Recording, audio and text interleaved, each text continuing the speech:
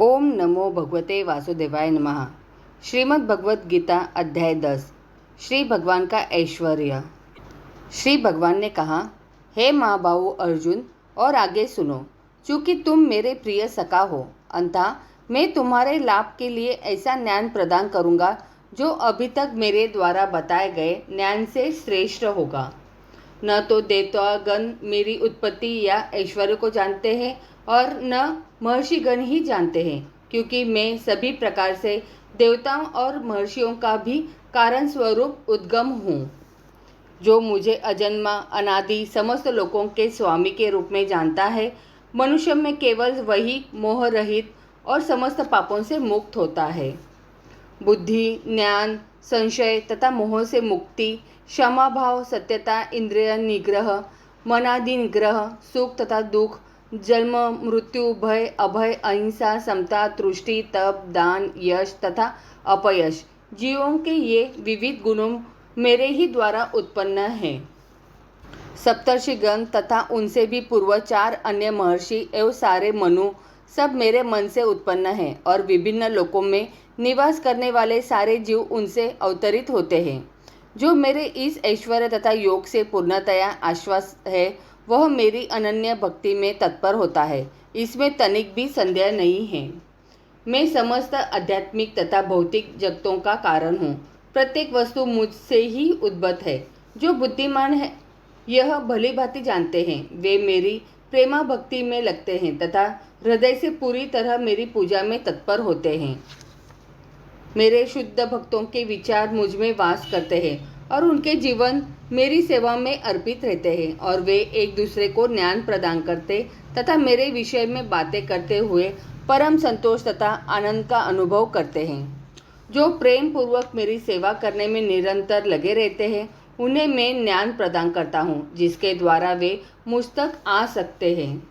मैं उन पर विशेष कृपा करने के हेतु उनके हृदय में वास करते हुए ज्ञान के प्रकाशमान दीपक के द्वारा अज्ञानजन्य अंधकार को दूर करता हूँ। अर्जुन ने कहा, आप परम भगवान, परम धाम, परम पवित्र, परम सत्य हैं। आप नित्य, दिव्य, आदि पुरुष, अजन्मा तथा महानतम है।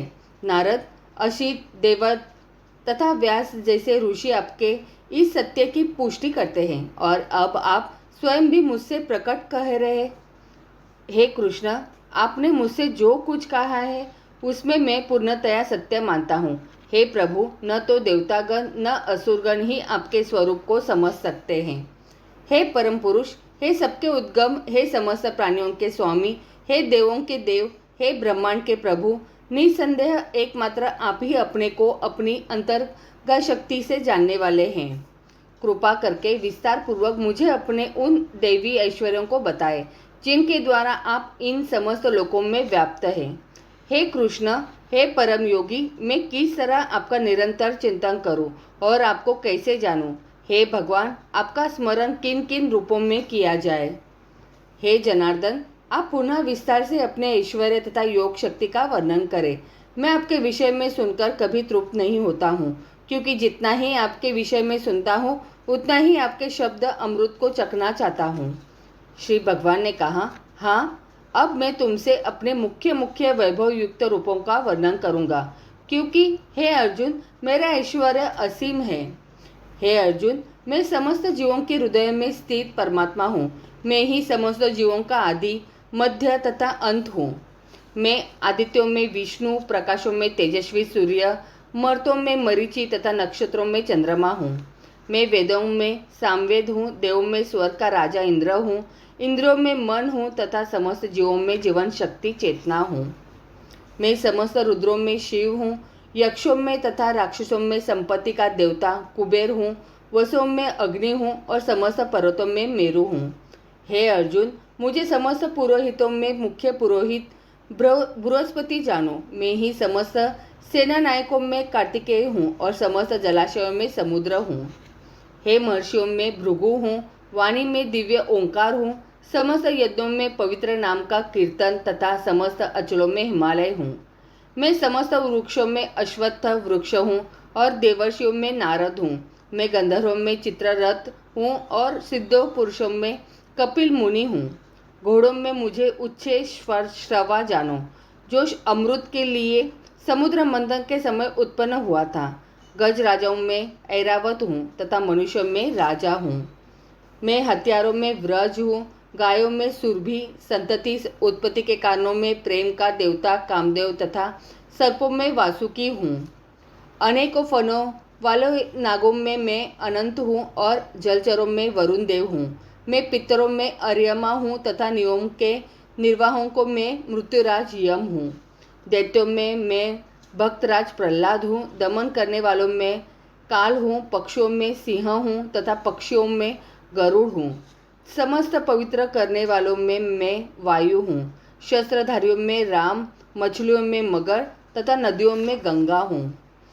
हे अर्जुन, मैं समस्त सृष्टियों का आदि मध्य और अंत हूँ। मैं समस्त विद्याओं में अध्यात्म विद्या हूँ और तर्कशास्त्रियों में मैं निर्णायक सत्य हूँ। अक्षरों में मैं अकार हूँ। समासों में द्वंद्व समास हूँ। मैं शाश्वत काल भी हूँ और स्रष्टाओं में ब्रह्मा हूँ।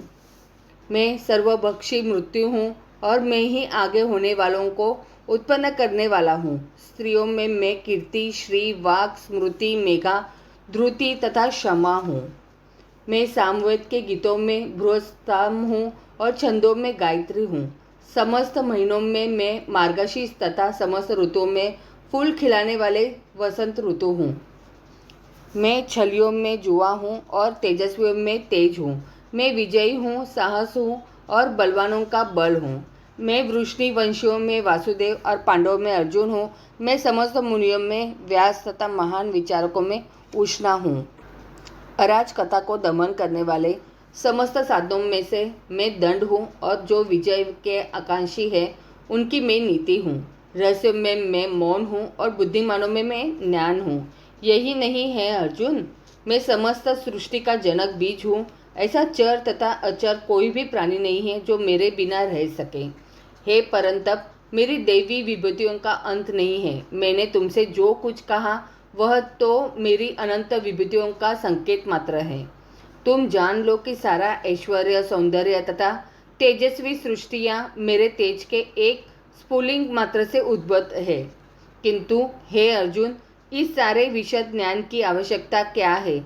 मैं तो अपने एक अंश मात्र से संपूर्ण ब्रह्मांड में व्याप्त होकर इसको धारण करता हूँ। प्रबल सूर्य भी कृष्ण की शक्ति से अपनी शक्ति प्राप्त करता है और सारे संसार का पालन कृष्ण के एक लघु अंश द्वारा होता है। अतः श्री कृष्ण पूजनीय है। इस प्रकार श्रीमद् भगवद गीता के 10वें अध्याय श्री भगवान का ऐश्वर्य का भक्ति वेदांत तात्पर्य पूर्ण हुआ। तो बोलो प्रेम से राधे राधे।